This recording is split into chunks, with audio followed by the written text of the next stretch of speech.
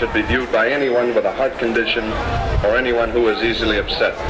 We urgently recommend that if you are such a person, that you leave the auditorium. But just so it's clear, whatever his sins, Assange did not steal documents from the United States government. He did not hack the DNC servers. He didn't break into John Podesta's Gmail account. There is no proof that he is working for the Russian government or ever has worked for the Russian government. Assange has never been charged with any of that and wasn't today, no matter what they tell you. If you're upset about the theft of classified documents from the U.S. government, and there is reason to be, we already know who did that. A 22-year-old Army private named Bradley Mann, now called Chelsea Mann. In 2013, Manning pleaded guilty to stealing secret material. You can't take your eyes away.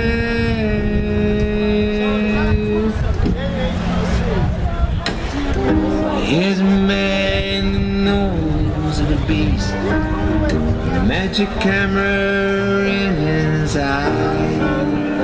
Not man, he sees before him just pixels floating high. His eyes narrow on the target. His finger is the 7-8 plastic hand underneath his bra.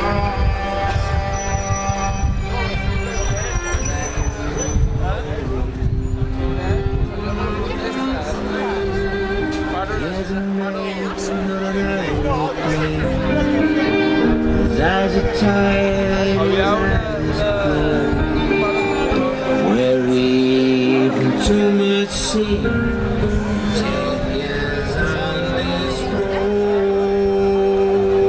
They took his son, they took his freedom, took away the space to think, took the walls and moved them closer, and pushed them to the brink,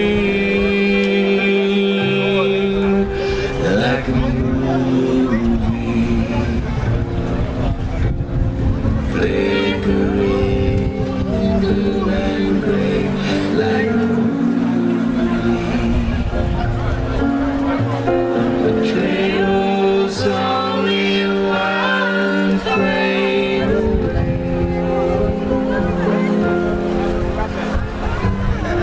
There's a hawk in front of an eagle, 3 colors tattooed on his chest. His eyes are flint, his heart is granite. God knows what's best. Let's talk of a man to set to mind. Let's talk of a man who sealed his fate. Talk of the bounty of the one who brings his head upon a blade, like a movie.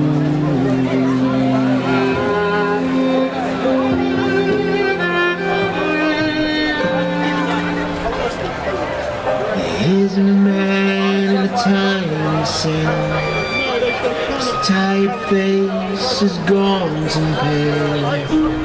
Walks 10,000 steps each day in Santiago Trail. His hair is white, despite his eyes were black. His mighty wave is a thing of all. He went in deep, he couldn't come back. He showed us what he saw, like a movie.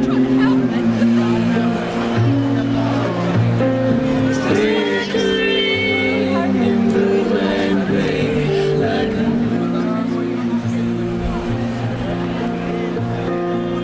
dignity will almost sway.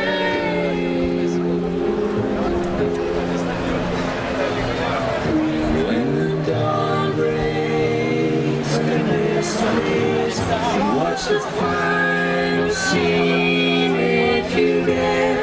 One man in front of an army all alone, and this man, what's he gonna do now? What about you? What are you gonna do now? Are you gonna sit there watching? If we all stood up, we could stop this movie. Don't you think it's time we stop this movie?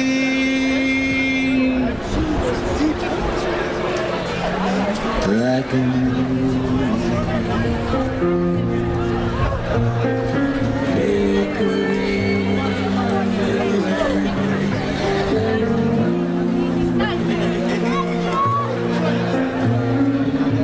Can't let it end this way.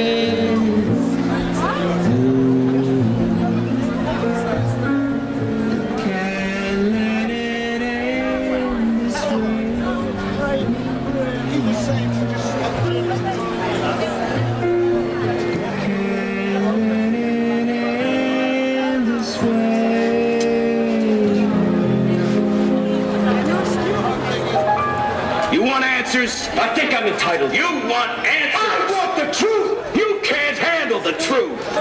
For more than 2.5 years, the wire service Reuters has been trying to find out what happened to their 2 staff members on this street in the suburb of New Baghdad.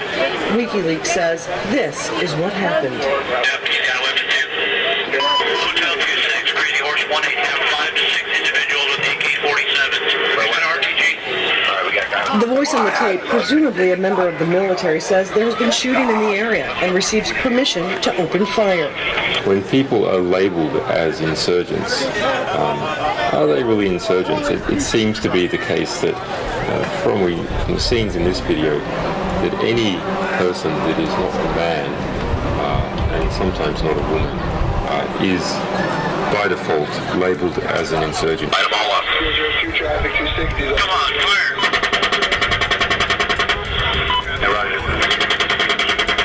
You've been kept down. You've been pushed around. You've been lied to. You've been fed truth. Who's making your decisions? You or your religion? Your government, your countries? You patriotic junkies? Where's the revolution?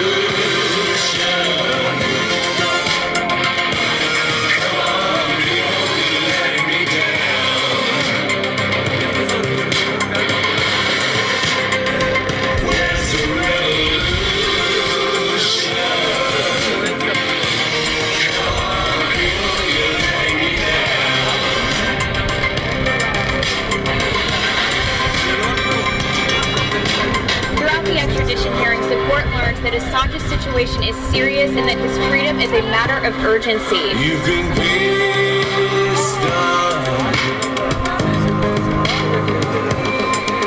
for too long. Your right to be, your views refused. They manipulate and threaten. With terror as a weapon.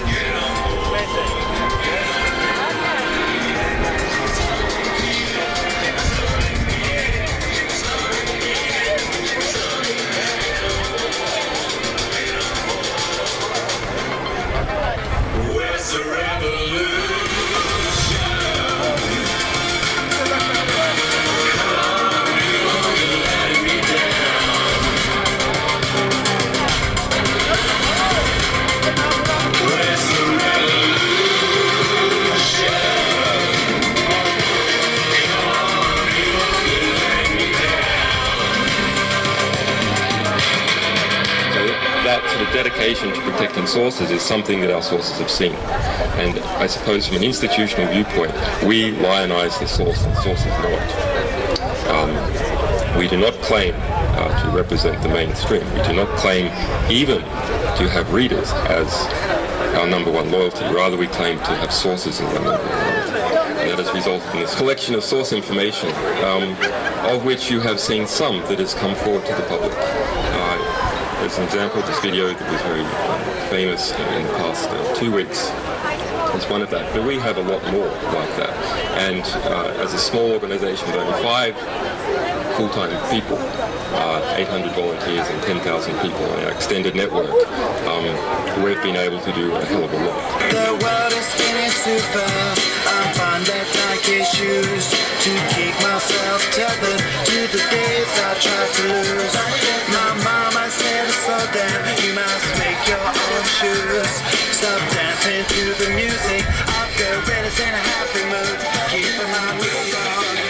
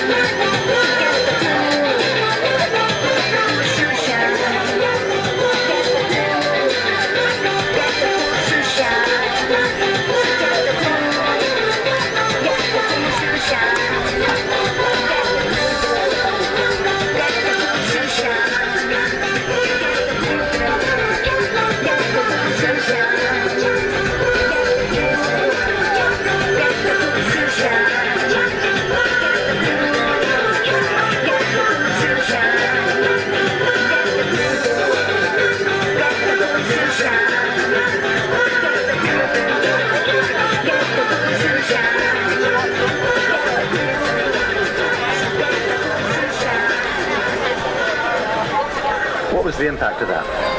The impact on the people who worked on it was severe. We ended up sending 2 people to Baghdad to further research that story. So this is just the first of 3 attacks that occurred in that scene. I mean, 11 people died in that attack, right? Including 2 Reuters employees. Yeah, 2 Reuters employees, 2 young children were wounded. There were between 18 and 26 people killed altogether. And releasing this caused widespread outrage. What was the key element of this that actually caused the outrage, do you think? I don't know. I guess people can see the gross disparity in force. You have the guys walking in a relaxed way down the street, and then a Apache helicopter sitting up at 1 kilometre firing 30mm cannon shells on everyone, looking for any excuse to do so, and killing people, rescuing the wounded. And there was 2 journalists involved who clearly weren't insurgents because that's their full-time job. I mean, there's been this U.S. intelligence analyst, Bradley Manning, arrested, and it's alleged that he confessed in a chat room to have leaked this video to you, along with 280,000 classified U.S. embassy cables. I mean, did he? Well, we have denied receiving those cables. He has been charged about 5 days ago with obtaining 150,000 cables and releasing 50. We have released early in the year a cable from the Reykjavik U.S. Embassy, but this is not necessarily connected. I mean, I was a known visitor of that embassy. I mean, if you did receive thousands of U.S. Embassy diplomatic cables... We would have released them. You would? Yeah. Because? Well, because these sort of things reveal what the true state of, say, Arab governments are like, the true human rights abuses in those governments. If you look at declassified cables, that's the sort of material that's there.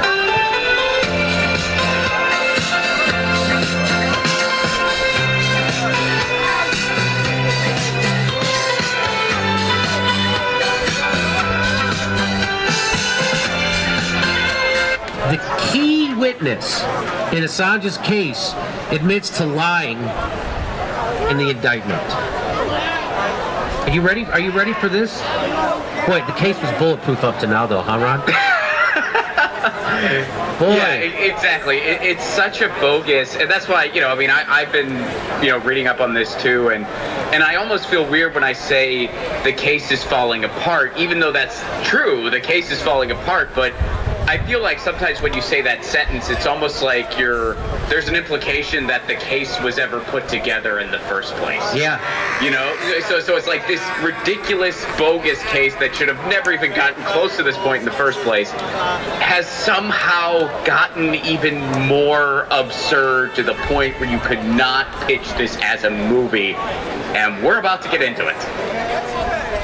A major witness in the United States Department of Justice's case against Julian Assange has admitted to fabricating key accusations in the indictment against the WikiLeaks founder. The witness, who has a documented history with sociopathy, can you believe this? Sociopathy, and has received several convictions for sexual abuse of minors and wide-ranging financial fraud, made the recent admission to having continued his crime spree whilst working with the Department of Justice and FBI and receiving a promise of immunity from prosecution. I really want to read that again. The witness, who has a documented history with sociopathy and has received several convictions for sexual abuse of minors, and why? This is their key witness against Julian Assange. They got a guy who's got a history of mental illness like this and crazy sexual assaults that they're now going to give him immunity for if he lies about Julian Assange. Do you see how the United States government puts their case together? They're so upstanding. They're such good people. Well, and there's more to it than that, too. He was an FBI informant against Julian Assange since 2014.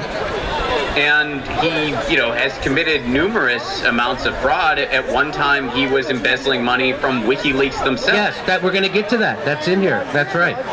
So this is exactly the kind of people the FBI work with on the regular. Just so you know, when someone says FBI informant, a lot of times this is who these people are. They have criminals with criminal